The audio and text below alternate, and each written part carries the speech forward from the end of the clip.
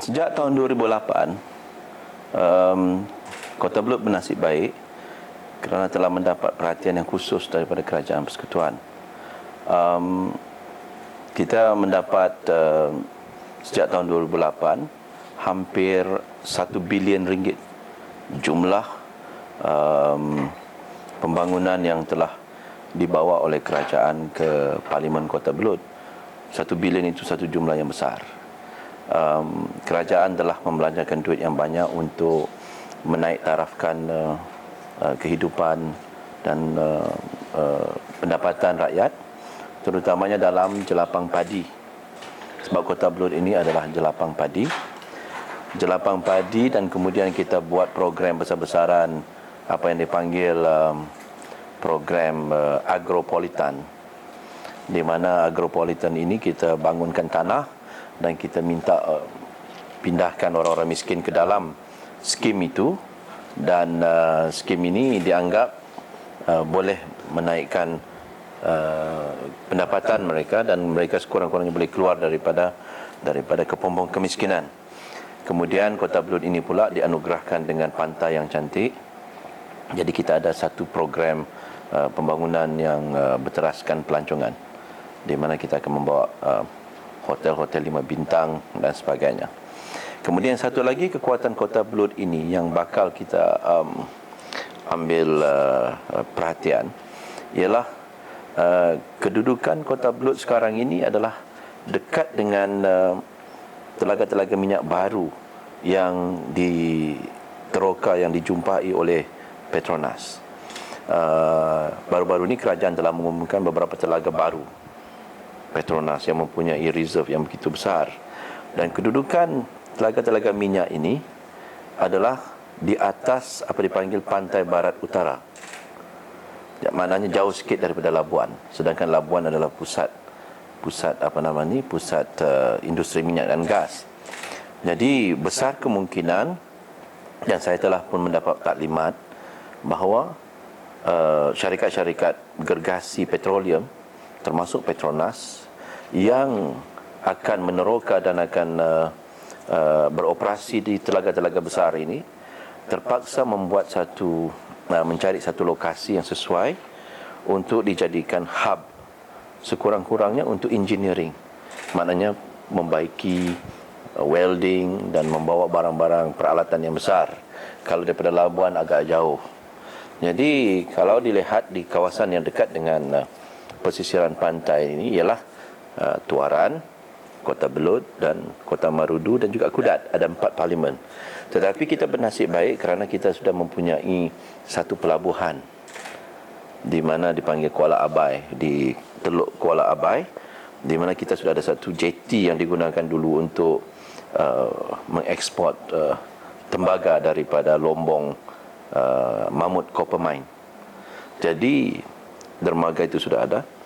Kedalaman airnya lebih kurang 14 meter, bermakna kapal-kapal besar boleh berlabuh, dan kawasannya pula terlindung daripada angin dan ombak besar.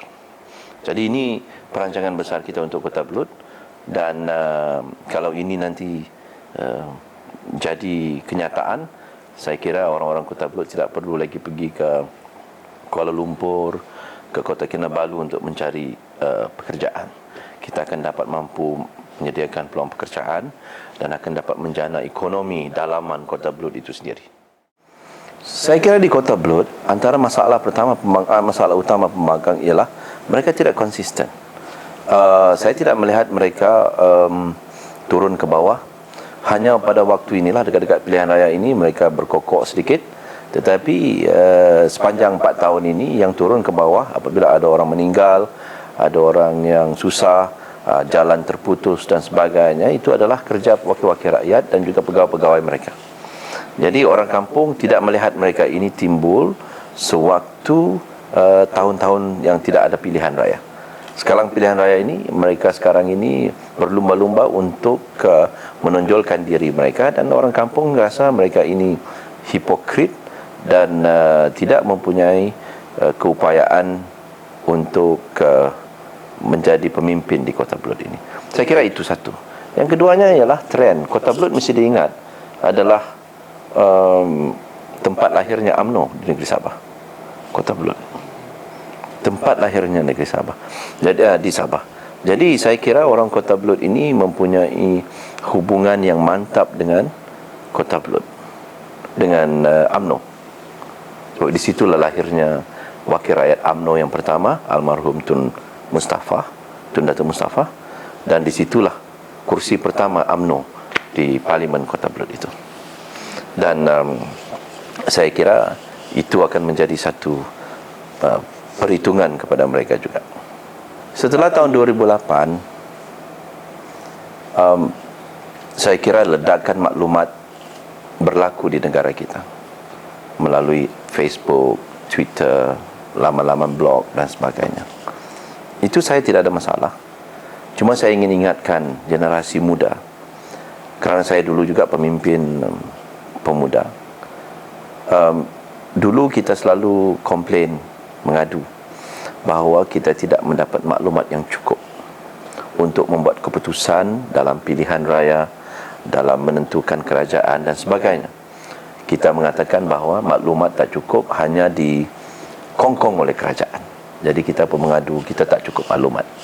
Sekarang ini kita mempunyai terlalu banyak maklumat, sehingga kan generasi muda juga tidak mampu untuk menapis maklumat yang sampai kepada mereka, dan akhirnya itu lebih memudaratkan daripada tidak mendapat maklumat.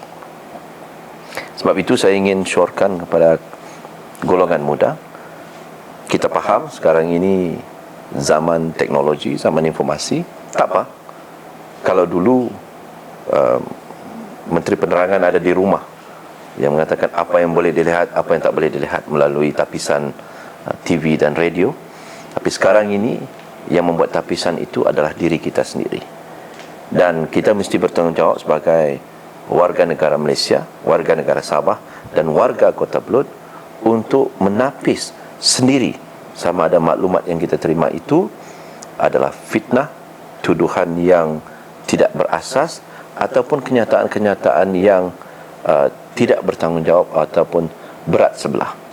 Dan saya yakin dan percaya generasi muda, terutama yang di Kota Belud, yang sekarang ini mempunyai akaun-akaun Facebook beribu mereka ini, saya kira mereka ini lebih matang sekarang ini. Kalau tahun 2008 tu mungkin itu kejutan budaya, tapi setelah 3-4 tahun saya kira mereka juga sudah mendengar sebelah pihak yang mana selalu menembak dengan mata yang tertutup dan tidak mengena pada sasaran.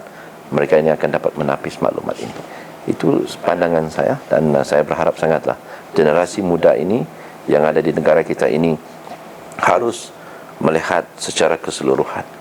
Personality penting, tetapi pemimpin datang dan pergi. Tetapi yang akan bertahan ialah kerajaan. Dan kalau kita sandarkan cara kita mengundi berdasarkan personality, maka saya kira kita tidak ada bezanya dengan Cuba, dengan Germany, Hitler dahulu. Semua personality. Hitler personality, Cuban Castro personality. Semua diktator di negara di dunia ini adalah secara personality. Kemampuan mereka ialah dari segi personality. Apabila pemimpin itu meninggal, mati, maka negara itu akan kucar-kacir. Sebab itu saya katakan bahayanya mengundi mengikut personality.